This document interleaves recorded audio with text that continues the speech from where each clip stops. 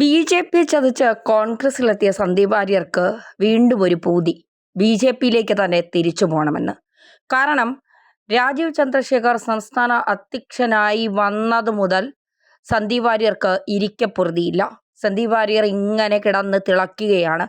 കാരണം ബി.ജെ.പിയിൽ കഴിവുള്ളവർക്ക് ബി.ജെ.പി സ്ഥാനമാനങ്ങൾ നൽകുന്നുണ്ട് എന്നതിൻ്റെ തെളിവാണ് പാലക്കാട് ജില്ലാ അധ്യക്ഷൻ പ്രശാന്ത് ശിവൻ അടക്കമുള്ള യുവതലമുറകളെ കൂടെ ചേർത്തുകൊണ്ട് ബി.ജെ.പി അണിനിരക്കുന്നത് കേരളം കയ്യിൽ പിടിക്കുക എന്നത് തന്നെയാണ്. 2026 30-ലധികം സീറ്റുകൾ പിടിക്കുക എന്ന ലക്ഷ്യത്തോടെയാണ് മോദി എന്ന തന്ത്രജ്ഞൻ രാജീവ് ചന്ദ്രശേഖറെ സംസ്ഥാന അധ്യക്ഷ പദവിയിലേക്ക് കൊണ്ടുവന്നത്. ഗ്രൂപ്പിസങ്ങളില്ലാത്ത, ഗ്രൂപ്പ് കളികളിൽ പെടാത്ത രാജീവ് ചന്ദ്രശേഖർ എല്ലാവരെയും ഒന്നിച്ച് അണിചേർത്തുകൊണ്ട് മുന്നോട്ട് പോവുക തന്നെ ചെയ്യും എന്നുള്ള കാര്യത്തിൽ സംശയവും വേണ്ട. എന്തായാലും കുത്തിത്തിരിപ്പുകൾക്കൊന്നും തലവച്ചു കൊടുക്കാതെ വാക്കുകൾ വളച്ചൊടിക്കുന്നവർക്ക് മുന്നിൽ സ്ട്രെയിറ്റ് ഫോർവേഡായി കാര്യങ്ങൾ സംസാരിക്കുന്ന രാജീവ് ചന്ദ്രശേഖറിനെ പല മാധ്യമങ്ങൾക്കും ഇപ്പോൾ ഭയമാണ്. ഏഷ്യനെറ്റ് ഏത് നിലപാട് സ്വീകരിക്കും? ബി.ജെ.പി വിരുദ്ധത തന്നെ ഇനി മുന്നോട്ട് കൊണ്ടുപോകാൻ കഴിയില്ല. അതുകൊണ്ട് തന്നെ സിന്ധു സൂര്യകുമാർ അടക്കമുള്ളവർ ഏത് നിലപാട് സ്വീകരിക്കുമെന്നറിയാതെ ആശങ്കയിൽ ഉഴലുകയാണ്. ആ സമയത്താണ് സന്ദീപ് വാര്യർ കോൺഗ്രസിൻ്റെ വക്താവായി പോയിട്ടും അവിടെയും വലിയ രീതിയിലുള്ള മുന്നേറ്റമൊന്നും ഉണ്ടാക്കാൻ സന്ദീപ് വാര്യർക്ക് കഴിഞ്ഞില്ല എന്നുള്ളത് യാഥാർത്ഥ്യമാണ്. കാരണം നമുക്കെല്ലാവർക്കും അറിയാം, സന്ദീപ് വാര്യർ കോൺഗ്രസിലേക്ക് പോയത് ബി.ജെ.പി കസേര നൽകാത്തത് കൊണ്ട് മാത്രമല്ല. സന്ദീപ് വാര്യർക്ക് സാമ്പത്തികമായി കുറേ ബാധ്യതകൾ ഉണ്ടായിരുന്നു. ആ ബാധ്യതകൾ ഏറ്റെടുക്കാൻ, അതായത് വ്യക്തിപരമായി വരുത്തിവെച്ച ബാധ്യതകൾ തൽക്കാലം പാർട്ടി ഏറ്റെടുക്കില്ല എന്നുള്ള നിലപാട് സ്വീകരിച്ചതോടുകൂടിയും പിന്നെ സന്ദീപ് വാര്യർക്ക് ചില ലക്ഷ്യങ്ങളുണ്ടായിരുന്നു. ആ ലക്ഷ്യങ്ങൾ ബി.ജെ.പിയിൽ നിന്ന് നടക്കില്ല എന്ന് മനസ്സിലായത് കൊണ്ടുമാണ് സന്ദീപ് വാര്യർ നിന്ന നിൽപ്പിൽ കാലുവാരിയത്. പക്ഷേ ബി.ജെ.പിയുടെ ചരിത്രത്തിൽ തന്നെ ഇതുപോലെ നിന്ന നിൽപ്പിൽ കാലുവാരിയ ഒരാൾ ഉണ്ടോ എന്ന് ചോദിച്ചാൽ ഇല്ല എന്ന് നിസ്സംശയം പറയാൻ കഴിയും. അത്രമാത്രമാണ് പാർട്ടിയെ തള്ളിപ്പറഞ്ഞുകൊണ്ട് സന്ദീപ് വാര്യർ ബി.ജെ.പിയിൽ നിന്ന് കോൺഗ്രസിലേക്ക് കയറിയത്. അതായത് വെറുപ്പ് ഉൽപ്പാദിപ്പിക്കുന്ന ഫാക്ടറിയാണ് ബി.ജെ.പി എന്നും വെറുപ്പിൻ്റെ നായകനാണ് മോദി എന്നൊക്കെ പറഞ്ഞുകൊണ്ട് കോൺഗ്രസിലേക്ക് ചെന്ന് കയറിയപ്പോൾ സന്ദീപ് വാര്യർ കരുതി ഇനി തനിക്ക് എല്ലാം കോൺഗ്രസ്സാണ്. കോൺഗ്രസ് ഇപ്പോൾ താൻ പറഞ്ഞ കാര്യങ്ങളൊക്കെ അംഗീകരിച്ചുകൊണ്ട് തന്നെ ഇപ്പോൾ തലയിൽ കയറ്റി നടക്കുമെന്ന്.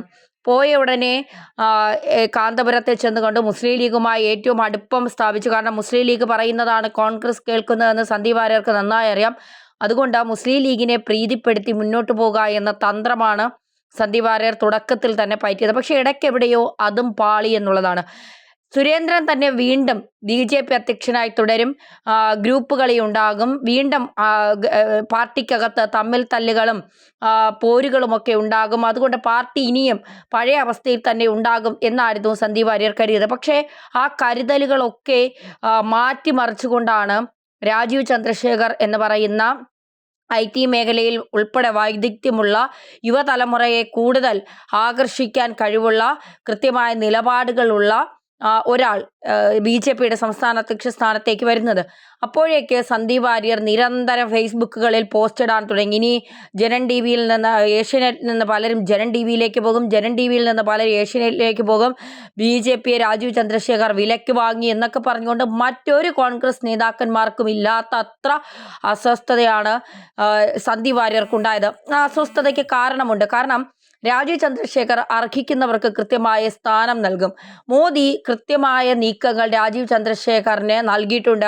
രാജീവ് ചന്ദ്രശേഖരൻ അധ്യക്ഷ പദവിയിൽ ഇരിക്കുമ്പോൾ അദ്ദേഹം എടുക്കുന്ന തീരുമാനങ്ങൾ ശരിയാണ് എങ്കിൽ കൃത്യമായി അത് കേന്ദ്ര നേതൃത്വം അംഗീകരിക്കുമെന്നും അദ്ദേഹത്തിന് അറിയാം. അതുകൊണ്ട് നിരവധി നേതാക്കന്മാർ തലപ്പത്ത് വരും എന്നുള്ള കാര്യത്തിൽ സംശയം വേണ്ട.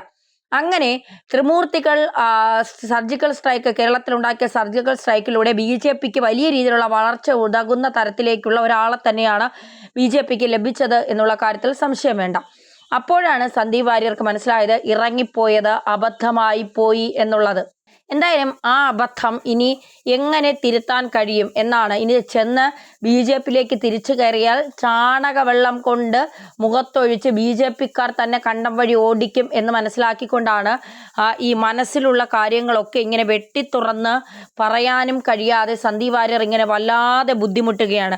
എന്തിനാണ് സന്ദീപ് വാര്യർ പോസ്റ്റ് ഇടുന്നതെന്ന് കോൺഗ്രസിലുള്ളവർ പോലും ചോദിച്ചു തുടങ്ങി. ഒരു അധ്യക്ഷ സ്ഥാനത്തേക്ക് ഒരാൾ വരുന്നു, അദ്ദേഹം ആ പാർട്ടിയുടെ അധ്യക്ഷനായി വന്ന് ആ പാർട്ടിയെ മുന്നോട്ട് നയിക്കാൻ കഴിവുള്ളത് കൊണ്ടാണ് കേന്ദ്ര നേതൃത്വം രാജീവ് ചന്ദ്രശേഖറിനെ ആ പദവി ഏൽപ്പിച്ചത്. അതിന് സന്ദീപ് വാര്യർ ഇത്രത്തോളം അസ്വസ്ഥനാകുന്നത് എന്തിനാണെന്ന് കോൺഗ്രസ് വക്താക്കൾ വരെ അല്ലെങ്കിൽ കോൺഗ്രസിലുള്ള നേതാക്കൾ വരെ ചോദിച്ചു തുടങ്ങി എന്നുള്ളതാണ്. സന്ദീപിന് ഇപ്പോഴാണ് തെറ്റ് മനസ്സിലായത്. ബി ജെ പിയിൽ നിന്ന് പ്രവർത്തിച്ചാൽ മതി എന്നുള്ളത് സന്ദീപ് തന്നെ ഇപ്പോൾ തിരിച്ചറിയുകയാണ്. കോൺഗ്രസിലേക്ക് പോകണ്ടായിരുന്നു, ബി ജെ പിയിൽ തന്നെ നിന്നാൽ മതിയായിരുന്നു എന്നുള്ളതാണ് സന്ദീപ് വാര്യർ ഇപ്പോൾ മനസ്സിലാക്കുന്നത്. എന്തായാലും ഈ സന്ദീപ് വാര്യരുടെ ഇത്തരം നീക്കങ്ങൾ കോൺഗ്രസിനെ തന്നെ വലിയ അസ്വസ്ഥതപ്പെടുത്തുന്നുണ്ട്. കാരണം തുടക്കം മുതൽ സന്ദീപ് വാര്യർ ബി ജെ പിയെ നന്നാക്കാനുള്ള ശ്രമത്തിലാണ്. കോൺഗ്രസിൽ ഒരു കാലം ബി ജെ പിയിൽ വെച്ചുകൊണ്ടാണ് സന്ദീപ് വാര്യർ മുന്നോട്ട് പോകുന്നത്. തങ്ങൾക്ക് അല്ലെങ്കിൽ കോൺഗ്രസിന് ഇനി ഒരിക്കലും കരകയറി വരാൻ കഴിയില്ല എന്നുള്ള സത്യം ഇപ്പോൾ സന്ദീപ് വാര്യർ മനസ്സിലാക്കാൻ തുടങ്ങിയിരിക്കുന്നു.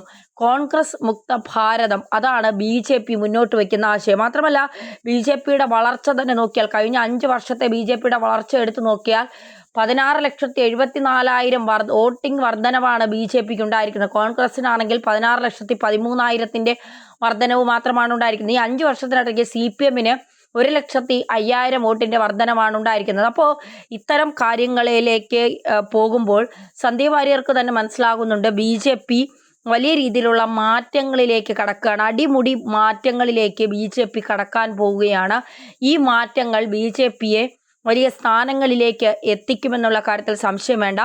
അങ്ങനെയാകുമ്പോൾ ബി ജെ പി കേരളത്തിൽ വരുന്ന 2026 നിയമസഭാ തിരഞ്ഞെടുപ്പുകളിൽ ബി ജെ പിക്ക് സ്ഥാനാർത്ഥികളെ നിർത്തിയാൽ ആ സ്ഥാനാർത്ഥികൾ വിജയിക്കുമെന്നുള്ള കാര്യത്തിൽ സംശയം വേണ്ട. മാത്രമല്ല ശോഭാ സുരേന്ദ്രനുമായിരുന്നു പാർട്ടിക്കുള്ളിൽ ഇടഞ്ഞു നിൽക്കുന്ന 2 പേർ എന്നാണ് പലപ്പോഴും ഉയർന്നു വന്ന ആരോപണങ്ങൾ. പക്ഷേ ഇവിടെ RCയും ശോഭാ സുരേന്ദ്രനും തമ്മിൽ നല്ല ബന്ധമാണ്. ശോഭയ്ക്ക് അർഹിക്കുന്ന പദവികൾ നൽകാനുള്ള തയ്യാറെടുപ്പിൽ തന്നെയാണ്. ശോഭയെ കൂടി ഉൾപ്പെടുത്തിക്കൊണ്ടുള്ള ഒരു മുന്നേറ്റം തന്നെയാണ് പാർട്ടി മുന്നോട്ട് വയ്ക്കുന്നത്, അല്ലെങ്കിൽ രാജീവ് ചന്ദ്രശേഖർ മുന്നോട്ട് വയ്ക്കുന്നത്. ശോഭാ സുരേന്ദ്രൻ നമുക്കറിയാം ഒരു പ്രതിപക്ഷമായി നിന്നാണ്. കേരളത്തിലൊരു പ്രതിപക്ഷമുണ്ടോ എന്ന് ചോദിച്ചാൽ അത് ശോഭാ സുരേന്ദ്രനാണ് എന്ന് പറയത്തക്ക തരത്തിലേക്കാണ് ജനങ്ങൾ നീങ്ങുന്നത്. അപ്പോൾ ഇവിടെ VD സതീശൻ എന്ന് പറഞ്ഞ പ്രതിപക്ഷ നേതാവ് ജീവിച്ചിരിപ്പുണ്ടോ എന്ന് പോലും സംശയമുള്ള പല ഘട്ടങ്ങളും നമുക്കുണ്ടായിട്ടുണ്ട്. പക്ഷേ അപ്പോഴൊക്കെ ശോഭാ സുരേന്ദ്രൻ ആർജവത്തോടെയാണ് പ്രതികരിച്ചിട്ടുള്ളത്. പിണറായി വിജയൻ്റെ മകളുടെയും പല കേസുകളും പല ആരോപണങ്ങളും മുന്നോട്ട് വരുമ്പോൾ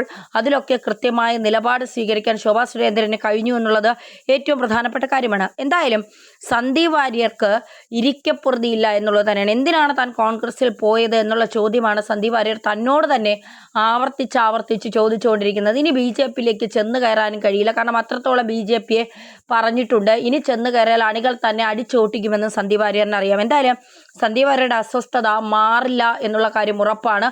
അതൊന്നും ബി ജെ പി മൈൻഡ് പോലും ചെയ്യുന്നില്ല എന്നുള്ളത് മറ്റൊരു കാര്യം.